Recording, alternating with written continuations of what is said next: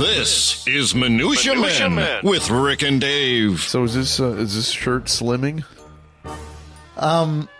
It's not the most flattering shirt you've ever worn. What's wrong with it? It's a little. Yeah. It's a little. It's You're a little black. schlumpy. Black is slimming, I've been told. I don't know if that shade of black is. Okay. Is why I'm a little sensitive right now. Why? What is your? Well, what is your problem? we had a party this past weekend. We were hanging out with our old college friends. Yeah. And we have not changed at all. Yeah. They look exactly the same. We're all the same. Yeah. And Scott, our friend Scott, our attorney, right. One of our authors at Cards Press. He's also the guard. Him and Cindy. Yeah. Well, I don't know if this applies anymore now that the kids are over 18, but when they were younger, they were our. In case Michelle and I died, they were going to be our. They're the guardians. Yes, so you're right. right. Wow. You and Bridget didn't make the cut. That's fine. Yeah. We had our own. I was going to say, figure of the three. We do a little Brady Bunch thing. Would not have worked there. But the point is that Scott goes up to me and he says, I see you're not drinking any beer, which I wasn't drinking beer. I had one Schlitz, and I said, well, I've kind of adopted the brown stuff, as my drink. And he goes, yeah, I can tell. I said, what do you mean? He goes, you're fat. I said, what do you mean fat? I mean, and this is Scott saying it. Right. Scott's not skinny. No, Scott's not. And you know what? He would be a lot fatter if he wasn't cheating with that old Zempak. Yeah, that's true. That's true. So I said, well, I got to admit, I weigh 190 pounds now, which is like the most I've ever weighed. He goes, you look like you weigh a lot more than that. He goes, look at your leg. I said, it's elephantitis. That's a medical condition. I can't do anything there. I said, it's been like this for 40 years. Ever since you've known me, this is what my leg has looked like. So I'm a little sensitive. Scott does not have a filter from the brain to the mouth. He does not. He does none whatsoever. Well, you look really fat. Fuck you. Right. Where's your little thing you stick in your stomach? And you're still kind of fat. Yeah. So pardon me, but I'm a little sensitive. But they did throw a wonderful weekend party. So Scott, Cindy, call Rick fat as many times as you want. Yeah, I guess. Because your lake house is awesome. That's true. It's time for an episode of Minutia Men. The following is a Tony Lasano podcast, an Opie production on the Radio Misfits Podcast Network. This is Minutia Men with Rick and Dave. For the record, you don't look any fatter than you've ever looked. Well, is that?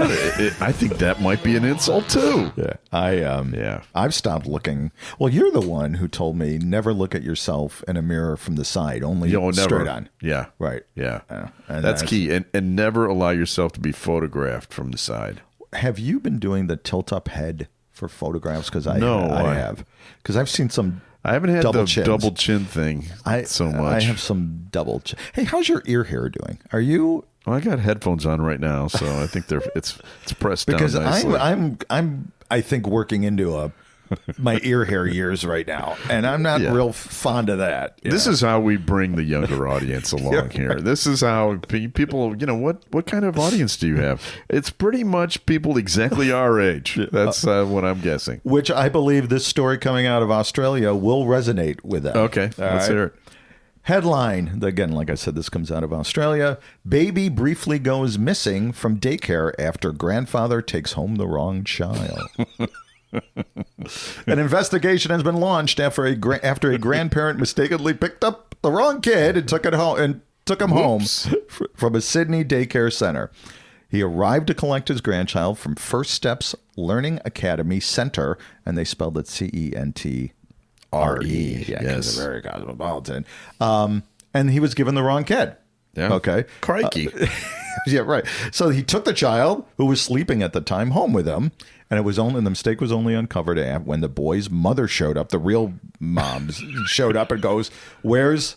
Is it Angus? What would be? Angus. That's a good one. Yeah. Where's Angus? Yeah. Right?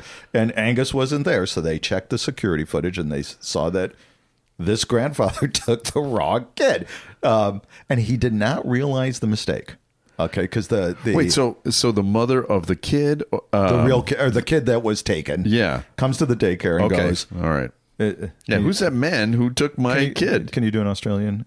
Crikey. God, crikes. Okay, do Kermit the Frog during an Australian accent. Cannot do that. So they check the security footage and they see that he took it. So they call Gramps and they go, "Hey, Angus, Paul, whatever, Nigel." Nigel, okay, that's right. Nigel, did you took the wrong kid? So he went to the bassinet and he goes, "Crikey, Yeah. I did." So, or do you have the same kid? So he brings the kid back. Now the grandfather who was interviewed, no names are used whatsoever. What about age? Age 62. He very well could be with ear hair. He said, "Next time I'm bringing reading glasses, a flashlight, and maybe a DNA test kit the next time I pick up the kid." He's wacky. Well, okay, but here's where it gets really complicated. All right. I did some digging. The grandfather's Caucasian. Okay. All right. The baby that was taken is biracial. You're kidding. No, I'm not. Wow. I don't know what the mix is. They didn't say, but they did say in one of the articles, I spent 3 hours I was Woodward and Bernstein on this one. So Gramps maybe didn't have his glasses on. Is what you're saying, yeah. Yes. And yes, the different shade could possibly have been a tell, but the kid was sleeping and the daycare was dark. Right. So he's like, all right, I'll just take this one. They're all the same, right? And I think that's what happened. He's like, this one's quiet. Nigel cries too much. Let's take this, I don't know, Asian black kind of flavor, because they make them a lot quieter. Aborigine? Aborigine? Could be. And it's like, you know what? This dude is quiet. We'll take this. Maybe no one will notice. So thank you, Gramps, for... Did it have a happy ending? Yes, everybody's fine. What about the baby he didn't pick up? The real baby? The real baby, yeah. His real grandchild. It'll be a story that will be told for generations. All right, I love that. Well, I have a story for you, and this is, it's called Minutia Man, right? Would you like to hear about the history of ketchup? Sure. Well, these are I have a ketchup story that we can tell afterwards. Okay, great. It's estimated, Dave, that 97% of U.S. households consume ketchup. 97%. 97%. The average American... And 100% of our presidents do. Yeah, that's true. The average American ingests 3 bottles of ketchup a year. That's a lot. Now, is that the Costco bottles of ketchup? No, I don't think so. I think it's the smaller ones, yes. Right. But ketchup's origins are kind of surprising. It goes back to 300 BCE in China, where Chinese seamen made a fermented fish sauce called ketchup. Okay. That's where it comes from. You ever wondered where the word ketchup comes from? That's where it comes from. Say that word as Kermit the Frog with an Australian accent. Ketchup, crikey. In the 17th century, it made its way to the rest of the world. Chinese traders sold the tomato-less, it was at this time tomato-less condiment to European traders. All right, so imagine ketchup with no tomatoes. Here's what it had: anchovies, shallots, horseradish, mace, and nutmeg. Mace, not the thing that you put in the eyes. Yeah, I don't know what that is, but that's a weird. That's a weird thing. Tomatoes aren't added until the 1800s, and at that time, it was marketed as a cure for diarrhea. That's right, because those ingredients sound perfect for a cure for diarrhea. I know a lot of people think that's funny, but it's really brown and runny.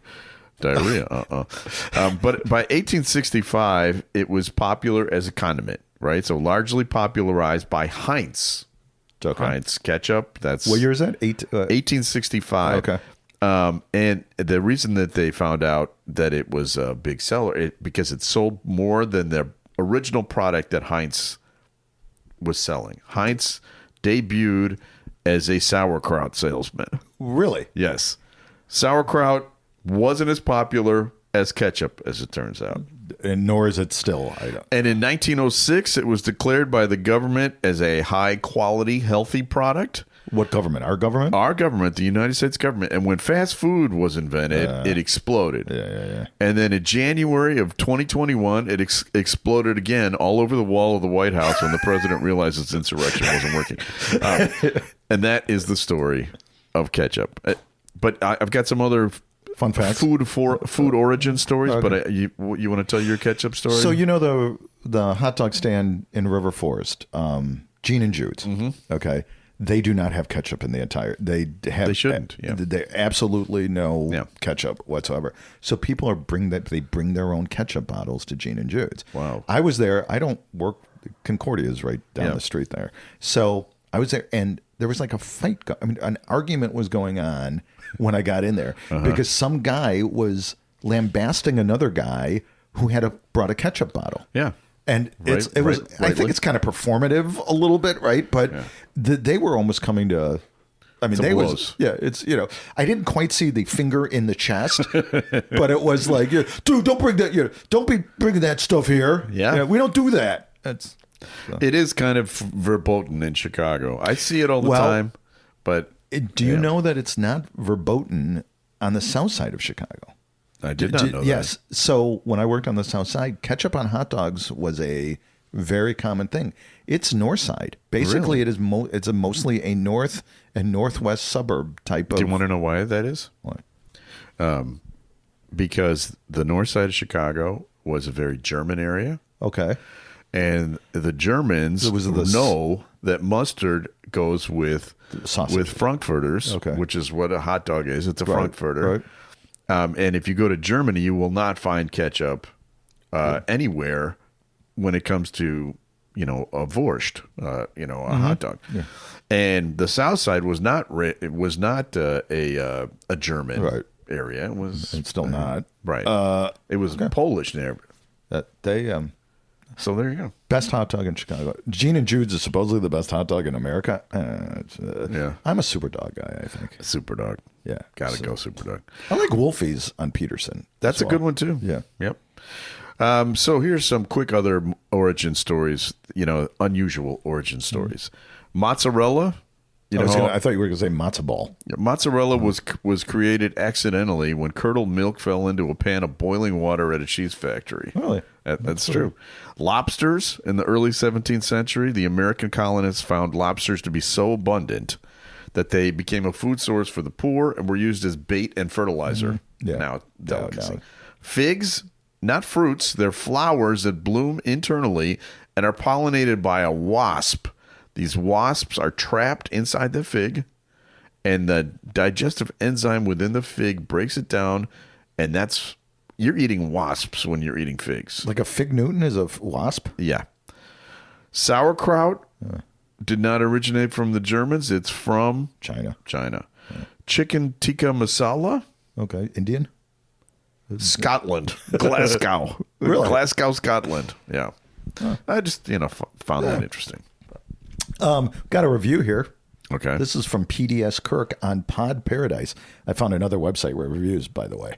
Oh. It's called Pod Paradise, so now I'm just going to... Oh, great. Rick and Dave bring a lot of entertainment to their listeners with every new episode.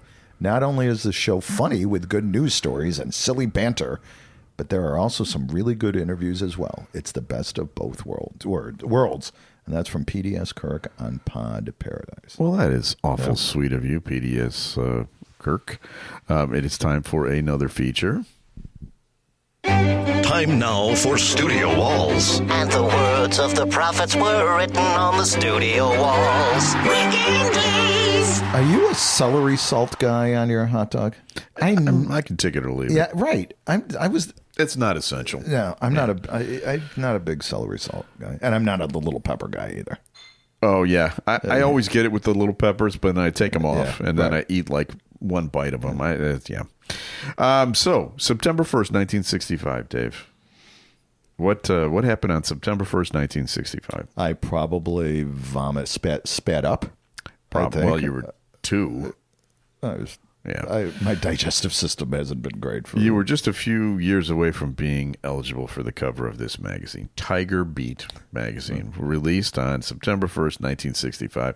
We have actually had at least one person who was on the cover of Tiger Beat magazine. Do you remember who that was? Tony DeFranco, probably. Tony DeFranco. Was Gerardo maybe on it too? Might have been. Okay. I think that we might have had a couple. Danny Bonaducci might have been. Yeah. But why don't we go back to the Tony DeFranco interview? Because if you don't remember who Tony DeFranco is, Heartbeat is a love beat. Sing a little bit of it. Heartbeat is a love beat, and a love beat is a good vibrate. Listen to my heart sound.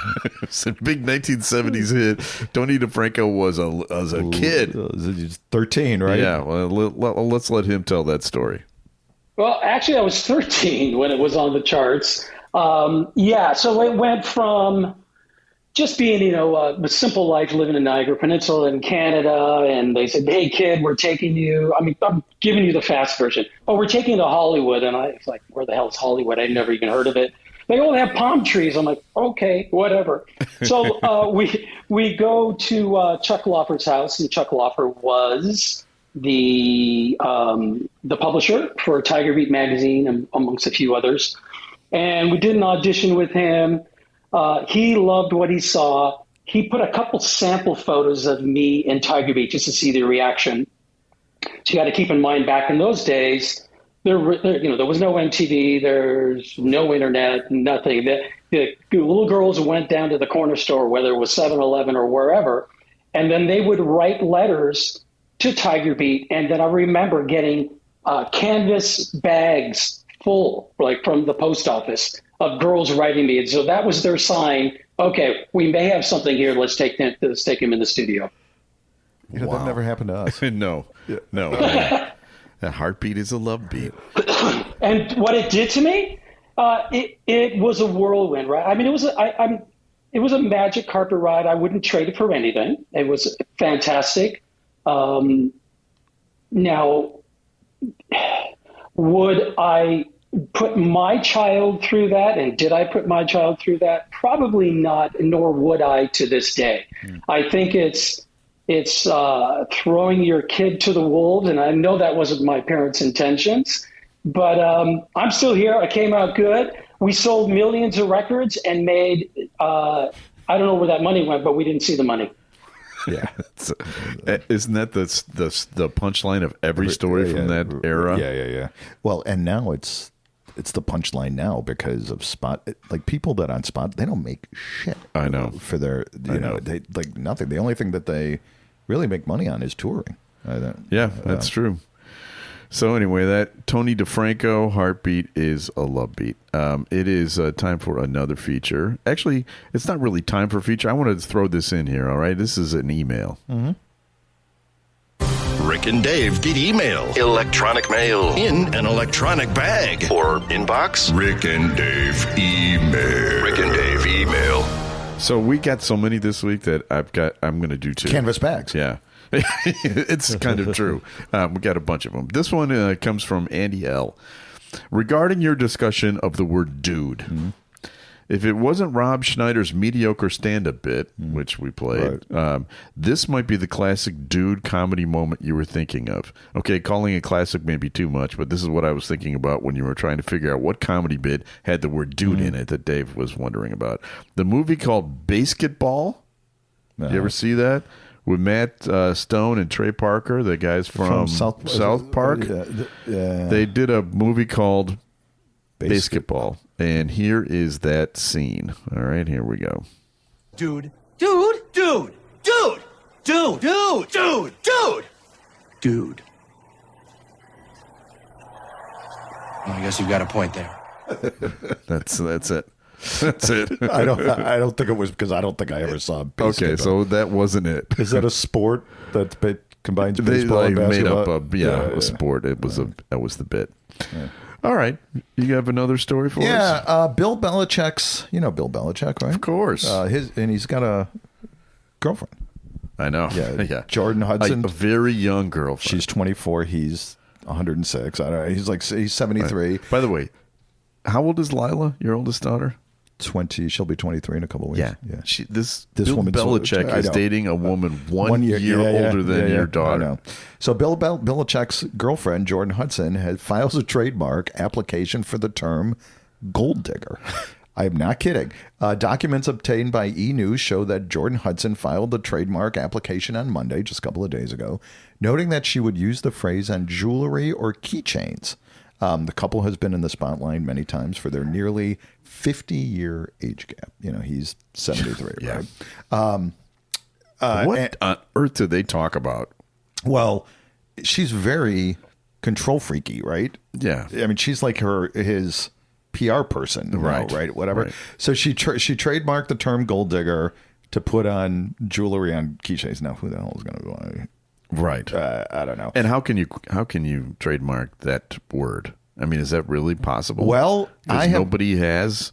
Zsa Zsa Gabor didn't have that already. Evidently not. But I have a list here of I think 10. I think it's the 10 most lucrative and valuable trademark slogans by celebrities in history. Okay. Okay. Well, we're giving some minutia this week. So tell me, what do you think? I mean, can you think of a celebrity, a trademark slogan, perhaps? Three-peat, I remember Pat Riley. That's Yeah. number 2. Yeah. He coined, I'm sorry, that's number, you know what, they don't list it, but yes, it's on number 10. It's one of the 10. Coined during the Los Angeles, the Lakers championship run. Right. And he made a bunch of money doing that. He did, Okay. yeah. So can you think of any other one? Let's get ready to rumble. Michael Buffer. Yeah. Trademark in 1992, $400 million through licensing. Wow. That he did that. Super Bowl. I'm just trying to think of all the things that you used to be able to write, and now you have to dance around it. Super Bowl's not on the list. Okay. Emerald. Oh, Bam. Bam. He trademarked that. It doesn't say how much money. Tim Tebow. Oh, okay. Tebowing. I didn't even know that was a thing. Right, I guess that's a trademark term referring to his kneeling during. Oh, right. Right. So, Muhammad Ali.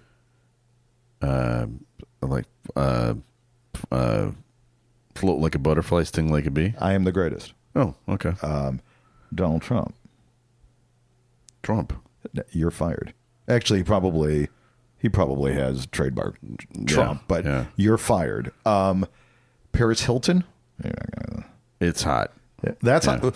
That's Dude, hot. Yeah. dude, you just totally. That's hot.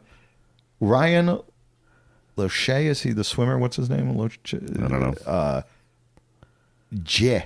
I don't know what that one. And Cardi B, is she a singer? Yep. Ochre. I don't know. Okay. She loves okra. Okay. So there you go. Those are the 10. But by far, let's get ready to rumble is the most valuable trademark by a celebrity. I love it. What would your trademark be? I think mine would be good enough is good enough. I think mine would be Kermit the Frog here. Who did that's Jim Henson, right?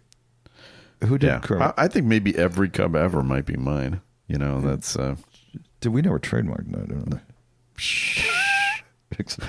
All right, we're going to pause the broadcast right now because gotta call Scott, who called Rick fat. Scott, I'm sorry about all that stuff I said earlier in the show. We need to trademark this right now. Drop your Ozempic needle and do this right now. You know what a nerd is, right? Oh yeah, because nerds have been around forever. Actually, the word nerd has been around for at least 3/4 of a century. And, it's been in movies and film and whatever. I love Revenge of the Nerds. Yeah, of course. Who doesn't? Did you know that Dr. Seuss is the person that created that word? I don't think so. In the book, If I Ran the Zoo, written by Dr. Seuss in 1950, it's the first time that word ever appeared anywhere. And it's in this little section here. And then, just to show them, I'll sail to Catrue and bring back an incutch, a preep, and a prue, a nurgle, a nerd, and a seersucker, too. Okay. And that's where nerd comes from. Somehow, somewhere, it adopted into modern slang. It could have just as easily been nurgle. Yeah. And we did have an Urkel. It was close. And we had And he Merkel. was a nerd. Yes. Ooh, I wonder if there's a connection there. I wonder, too. And we had Merkel. Angela Merkel. And the baseball player. Merkel's boner. Oh, yeah. Fred Merkel. Yeah. Right. Who's in every Cub ever. That's true. Wow, it's all full circle. It could have been a preep. We could have had a preep. We could have had an incutch. But I think nerd is the best one because nerd is the one that is the easiest to chant, like this.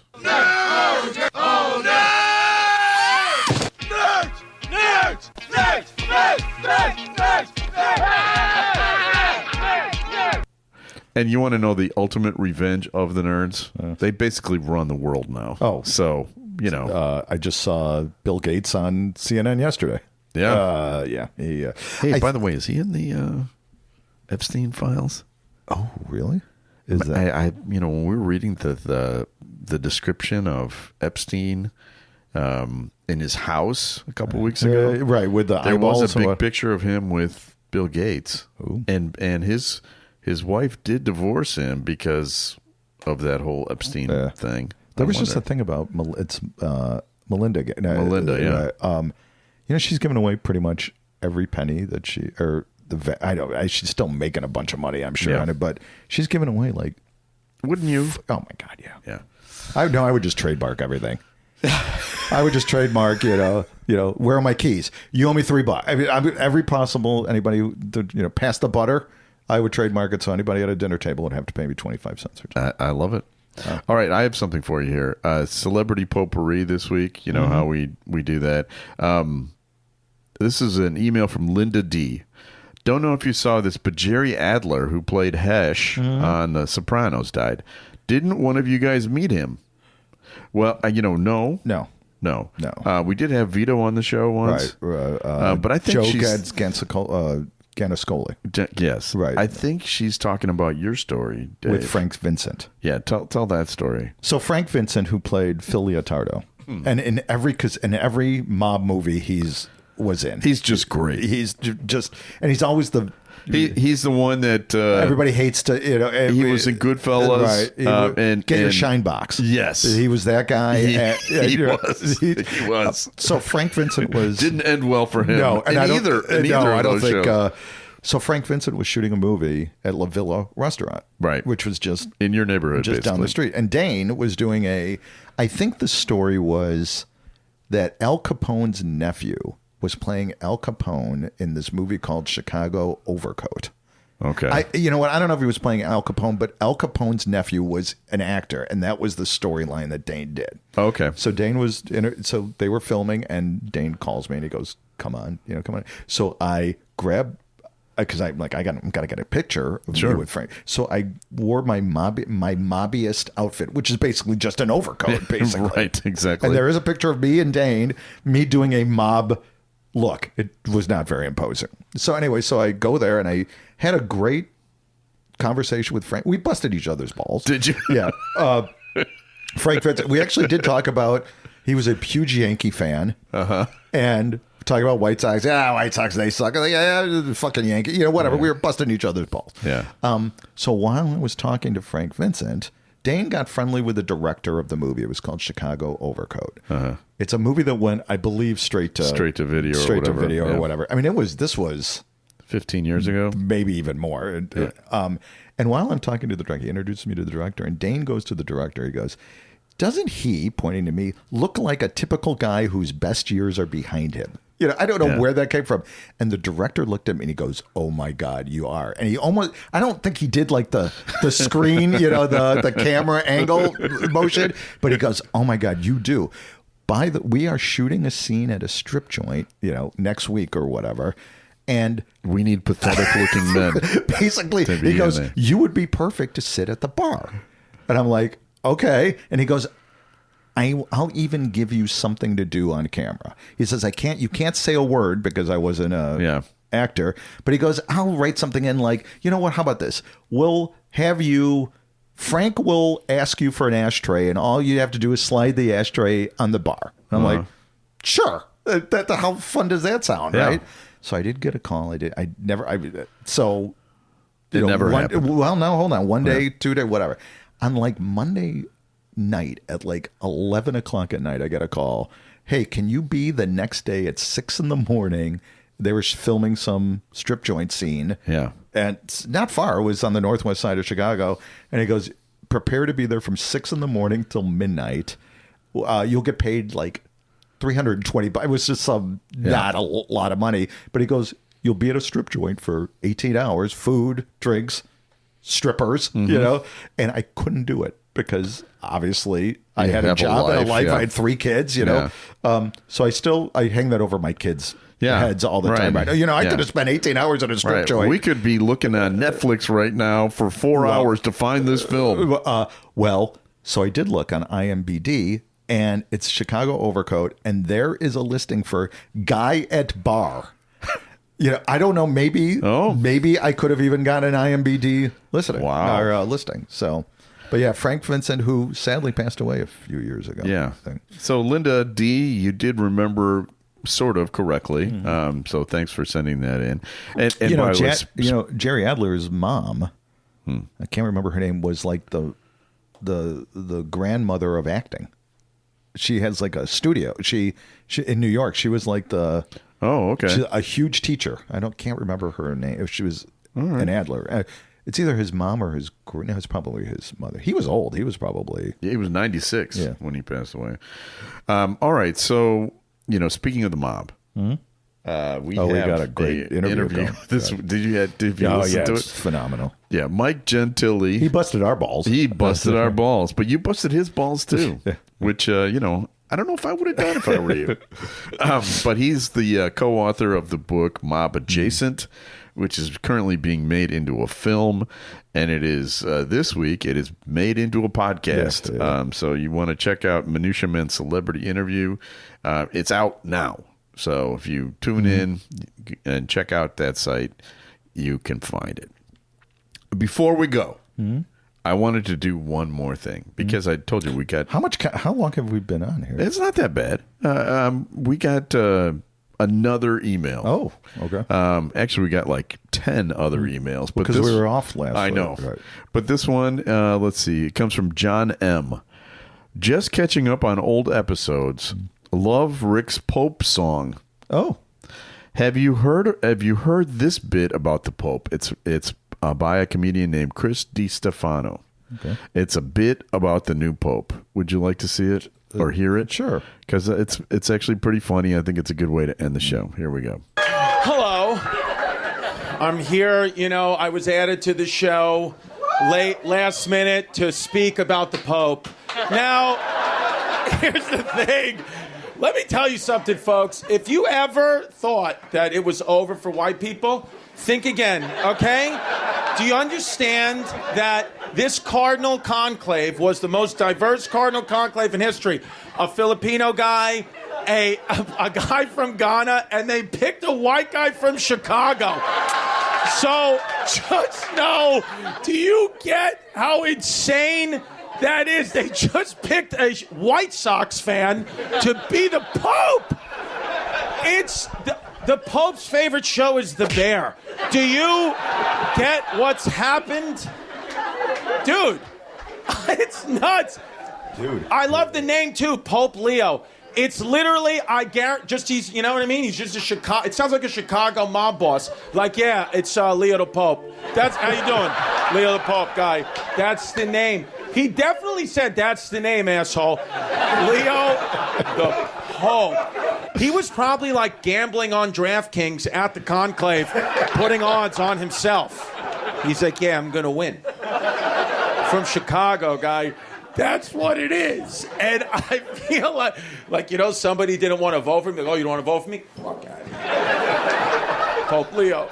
I kind of like it. I like the energy. I feel like he's the first pope. He's definitely going to be the guy that allows priests to get married, because that guy is not going to sit up there and not get a little on the side. You know what I mean? He's Bob from Chicago. He wants a side piece. In Chicago mob, they call that a gumare. He would like a gumare, so he's going to legalize it. This comedy's not for everybody. Now, that's okay to say that. It's not for everybody, these bits, but I'm excited. I have Catholic tattoos all over my body. I got a crucifix on my back. It's like I'm fighting in the army of God. I'm fighting for Pope Leo. I am, it's just... He's a Chicago White Sox fan, is the Pope. And one lady over there, my Aunt Barbara gets it over there. So there's one lady over there. The rest of you guys, listen, get it or don't get it, I don't care. So this lady's nuts. And, There's always one. There's always one lady who, this is what we call when the edible hits. Is that lady, you know? Or maybe she's a little older and a little white wine with her blood pressure medicine. She's getting crazy.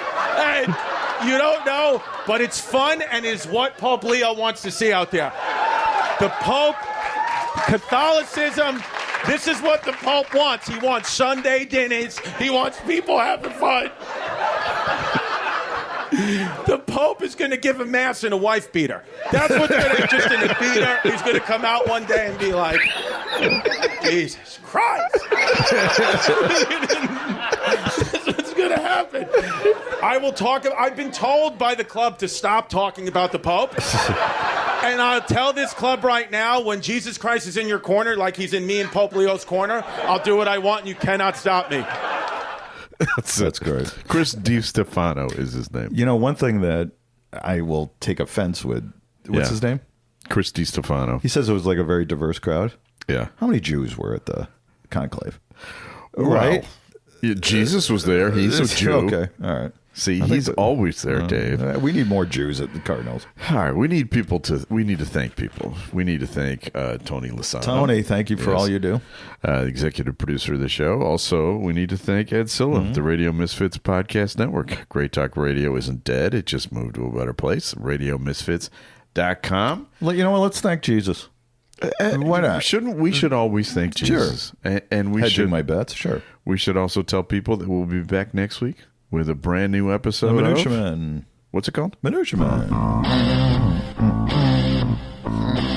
The proceeding was a presentation of the Radio Misfits Podcast Network. Find our other great shows on iTunes, Stitcher Radio, and at RadioMisfits.com.